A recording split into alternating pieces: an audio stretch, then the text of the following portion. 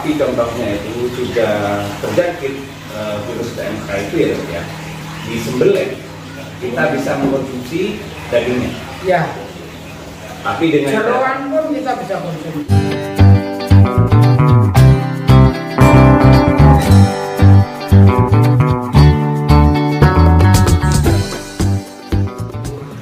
Rekan Pondok Domba, dimanapun Anda berada, malam ini kami tim Pondok Domba bersilaturahim ke rumah Pak Dokter Hewan Hermawan. Sudah lama kami tidak berkunjung di sini dok. Nah ternyata mumpung silaturahim, kita sempatkan untuk tanya-tanya terkait dengan keadaan kondisi peternakan hari ini yang lagi ramai terkait dengan penyakit mulut dan kuku atau kaki ya? Kuku ya benar ya. PMK kalau memang kukunya yang sakit. Oh ya kukunya ya. Seperti apa sebenarnya penyakit PMK itu? Seberapa bahayanya sebenarnya khususnya bagi manusia? Kita akan ngobrol santai dengan Dr. Hermawan. Kita akan bahas agar informasi ini juga bisa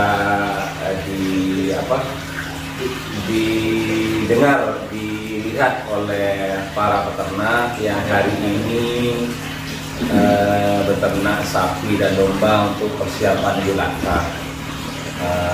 Mungkin itu dulu.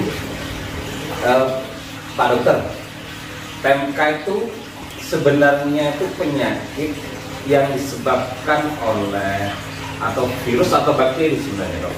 Kalau saya sebut pemahaman saya. Dia virus ya? Ya. Virusnya virus RNA.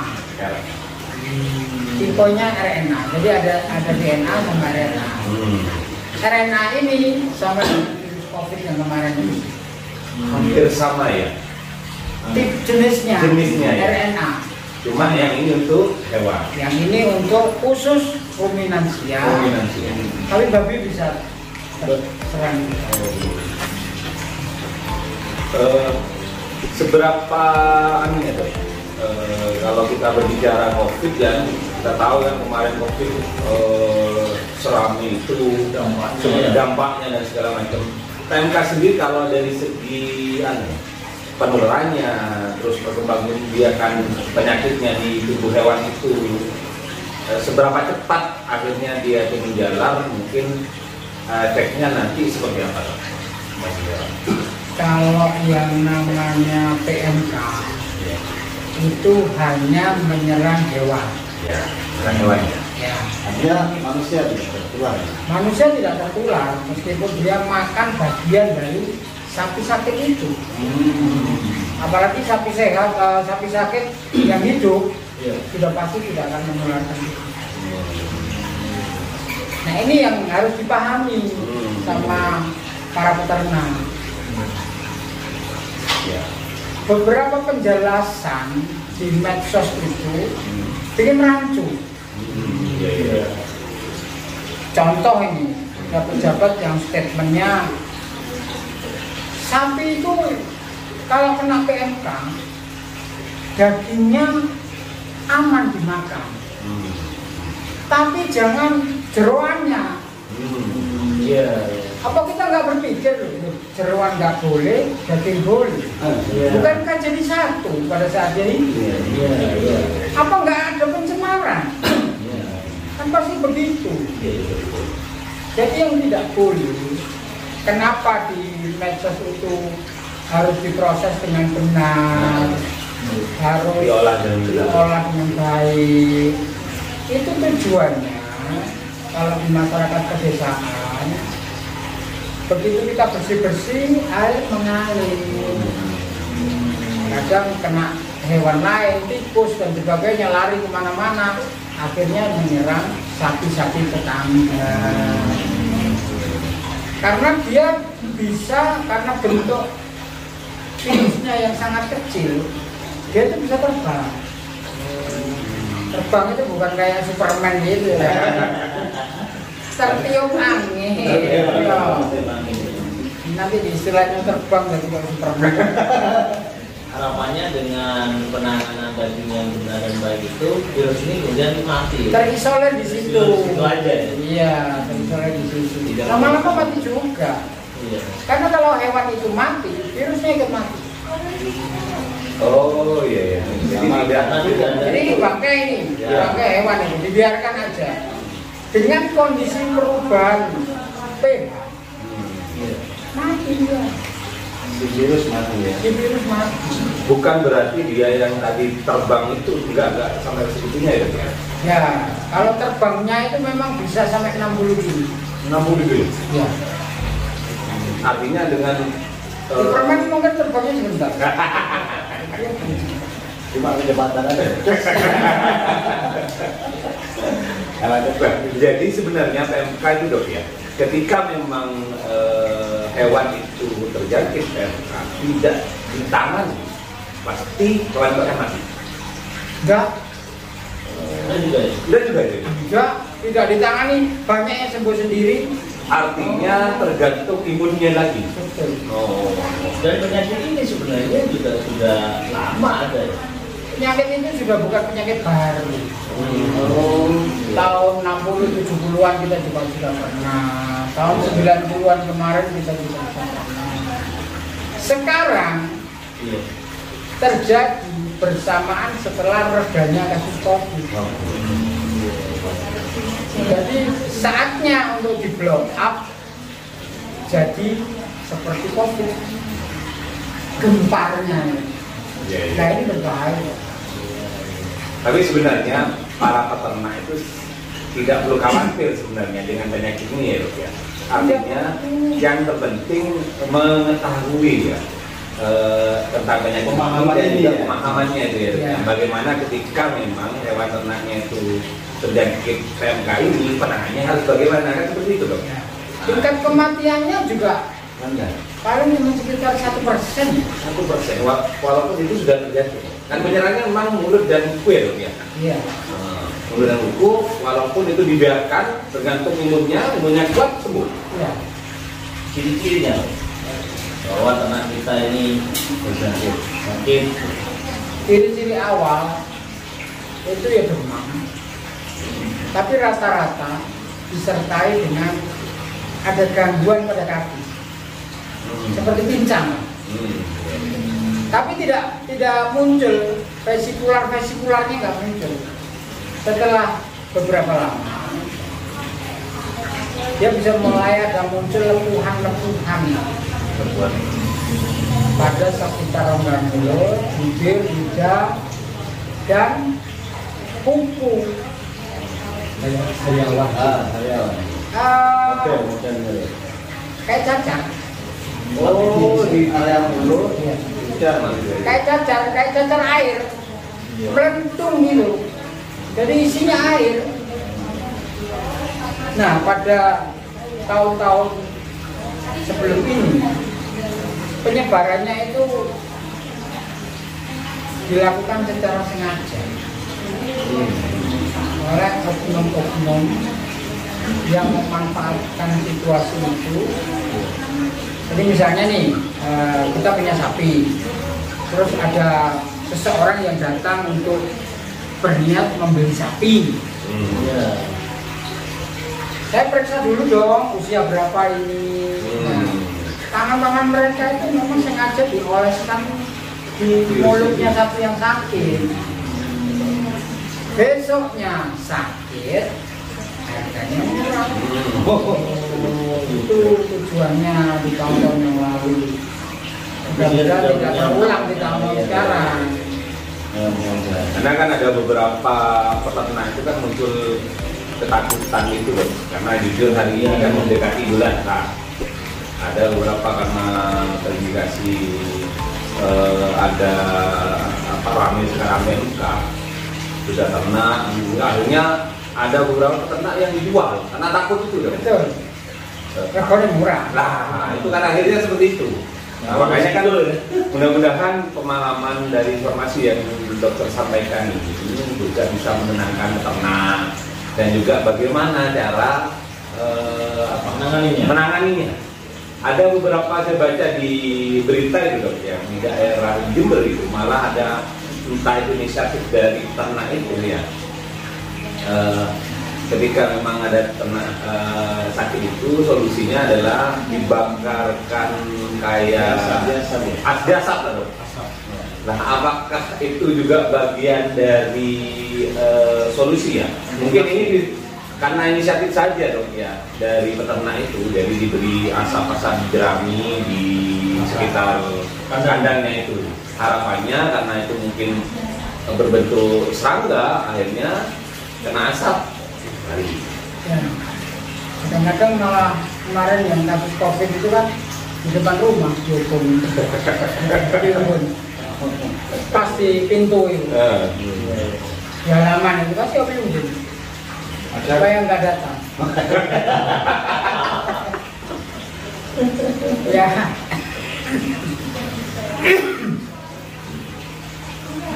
Yang paling benar itu kita isolir kandang. Jadi jangan, karena gini, kalau di peternak ada sapi kawin saja, kawin sapi itu tetangga pada datang. Sama dengan kasus-kasus penyakit, tetangga juga pada datang. Pada saat sapinya mati, tetangga juga pada datang. Nah, jadi kalau ada sapi mati, nggak usah takziah lah. Itu aja. Didoakan dari rumah masing-masing. Takziah berkerumun, gitu ya. Kita akan membawa Iya, pulangnya dia bawa piring. Jadi penanganannya yang benar sebenarnya salah satunya itu ya dok ya, yang berkerumun. Artinya ketika memang ada indikasi isolir, dipisahkan lah ya dok dari sapi yang lain lah gitu ya. Kadang-kadang kita ini kan sudah terisolir, rata-rata 2 ekor. Betul. Sana 2 ekor, itu sudah Jarang. terisolir. Yang penting jangan saling silaturahmi. saling kunjung. Ya, itu untuk penularannya. Penularannya ya. Tapi kalau misalnya ada gejala sakit yang mengarah ke sana, salah satu pengobatan alternatifnya pakai soda kulit. Soda kulit ya. Itu pengembang ya. Ya. Soda kulit itu kasih 1 sendok dicomborkan biar diminum. Diminumkan itu. Ya. Tujuannya untuk membuat kondisi asam basa dalam tubuh sapi itu netral. Sapi itu sama dengan manusia, sampahnya asam. Manusia kan gitu, keringetnya ya Lalu banyak lemak.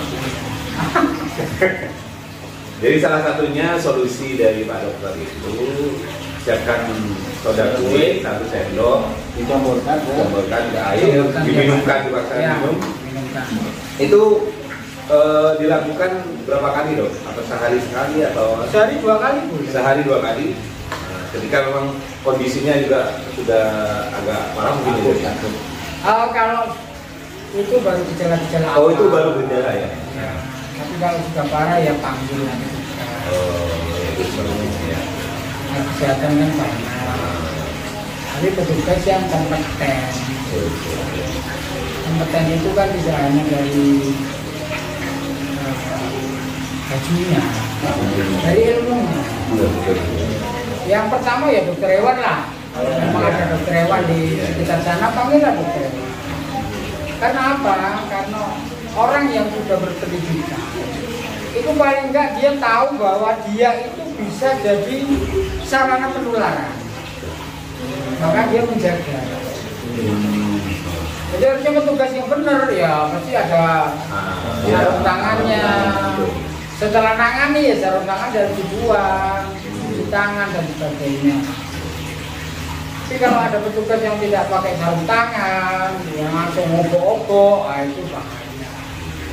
Bahayanya bukan pada manusia, tapi bahayanya mempercepat proses penularan. yang lainnya ya. Sementara makan yang banyak ini Sapi juga bisa.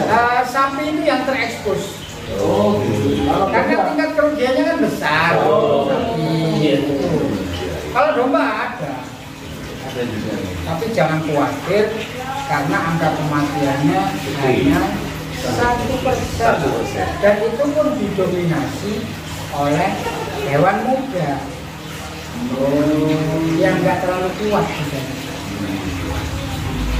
Maka untuk mencegah itu ya logikanya lah makan yang banyak. Tapi itu juga perlu kasih makan yang banyak. Kadang-kadang kalau dibutuhkan disemprot,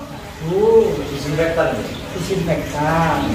Kalau sempat sapi sedikit dikeluarkan, dipanaskan, ini dibersihkan. Kandangnya harus bersih ya. Ya, secara kasat mata harus bersih. Kalau yang tidak kasat mata ya disemprot. Insya Allah lah, ini akan segera berlalu. Iya, iya. Mudah-mudahan dok. Artinya ketakutan dari peternak itu bisa terjawab hari ini.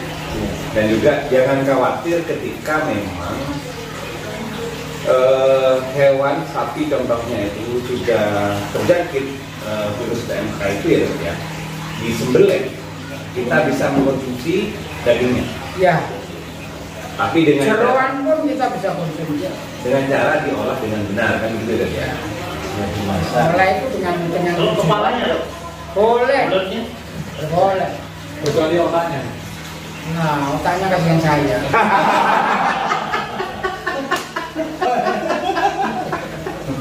Katanya kalau sudah dok, apa namanya, ketika diduga sapi hewan ya, domba ataupun sapi ya, yang sudah sakit itu harus otak, kepala nggak boleh dimakan. Ya, kalau nggak mau nggak apa-apa. Kasihan saya. Artinya walaupun sakit nggak masalah dong ya. Jadi gini, saya dulu waktu muda itu kan masuk Kan ke, sekarang masih muda dok. oh alhamdulillah, masuk ke rumah potong hewan. Di situ tuh ada kermaster, orang yang memeriksa, orang yang memeriksa daging kelayaan untuk Betul, dimakan. betul. Nah pada saat itu ada hati, itu yang rusak karena Ada chatting. cacing hati. Saya tanya, Pak, itu kok nggak diupdate?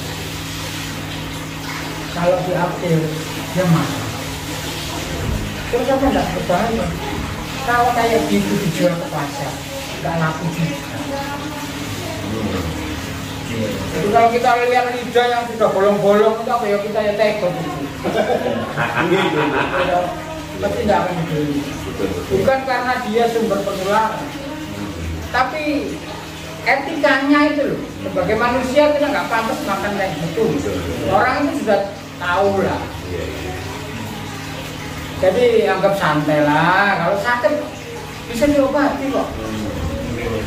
Manggil loh. Walaupun virus ya, iya betul. Virus itu tidak ada obatnya, iya. Tapi yang membunuh itu bukan cuma virusnya. Karena kondisi sapi itu lemah, maka bakteri lain masuk, bakteri ikutannya masuk, itu yang mempercepat. Nah pada saat penanganan itu kita tangani yang itu, yang bakterinya itu. Virusnya, imun tubuh sapi itu akan membunuh virus itu sendiri. Makan malam ini 1% dong, 1% itu berarti 100 besar. Beritanya yang di Lumajang kemarin ratusan sapi mati. Ngeri. Betul, ngeri dok. Yang ngeri itu kan petani ternak ya. Saya mikirnya gini, aduh, rugi biro aku. Nah, betul. Nek tak dol rugi, tak dol loro mati. tambah rugi. Yang terakhir itu untuk menjaga itu harus dibakar Pak. Karena memang dari mana kalau dibakar. Apanya Pak? Sapi. Untuk memutus rantai penularan virus itu harus dibakar. Saya dimakamkan aja, sudah mati loh. Enggak, bahasanya kalau memang bisa dikonsumsi kan disembelih itu. masih sakit disembelih itu kan siksa loh. Masih bernilai Pak. Kalau memang Yang organ rusak ya singkirkan, masa mau dimakan juga.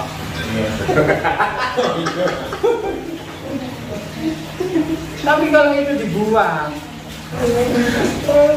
warga kita suka Rame-rame. ini Dok, kan sebentar lagi Idul Adha akan tiba. Iya, Pak. Banyak korban datang ke pasar untuk membeli hewan kurban. Iya. Nah, saran dari Pak Dokter bagaimana memilih hewan yang sehat gitu Pak. Dalam artian Sapi dan domba ya. Baik sapi dan domba. Apa kalau disarankan harus hewan beli? sakit itu kan kelihatan. Kelihatan. Ini kok menengahin loro, iya loh. Ngapain sakit juga kita beli. Tapi momen ini kan bisa dimanfaatkan. Betul. Iya. Oke, beli online aja di tempat kami. Lebih terjaga. Nah, itu kan bisa dimanfaatkan begitu. Kita langsung dari kandang kirim ke pemotongan, bersertifikat sehat dari dokter hewan. Selesai. Nah, itu Iya. solusinya, solusi. Kasih sertifikat pelaksana dokter hewan stempel, aman. Mantap. Jadi itu ya solusinya ya, bagi yang mau berkorban ya nggak perlu ke pasar, Nggak perlu ya. bingung ya. Nggak perlu bingung. Tinggal WA ya. WA saja. Sudah ada kontak personnya. Ya, jadi ada pertanyaan Pak? Kenapa? Ada pertanyaan lain terkait PMK ini? Kayaknya sudah clear, artinya Iya, sebenarnya pemahaman ya ini. emang heboh, Iya. tapi tidak heboh amat sebenarnya itu. Ya memang apa membahagiakan tapi untuk hewan, tapi ya tidak terlalu, karena ternyata hanya 1%. 1% kematiannya itu. Jadi jangan perlu takut bagi para peternak, Ya, tapi tetap tetap waspada. jaga jika ada sesuatu yang Nah. dikhawatirkan. Awalnya pakai sudah gue. Nah, sudah kue itu Kedua, nomor parah, ya ke dokter ya. dokter hewan dulu. Yang sehat pun boleh disodokui Iya. Agar apa ya? agar pH di dalam tubuhnya bisa lebih netral. Itu karena makanan, karena Dia lebih seger nanti. Jadi konsepnya aqua itu kan seperti itu. Promosi. Di dalam air mineralnya dia itu pH-nya tinggi. Jadi tingkat keasamannya rendah. Pada saat diminum tubuh itu jadi lebih netral. Berarti lebih seger. Itu konsepnya. Jadi untuk hewan cukup sadar kue tadi. Ya, jangan di aqua. Saya aja nak minum aqua. produk lokal.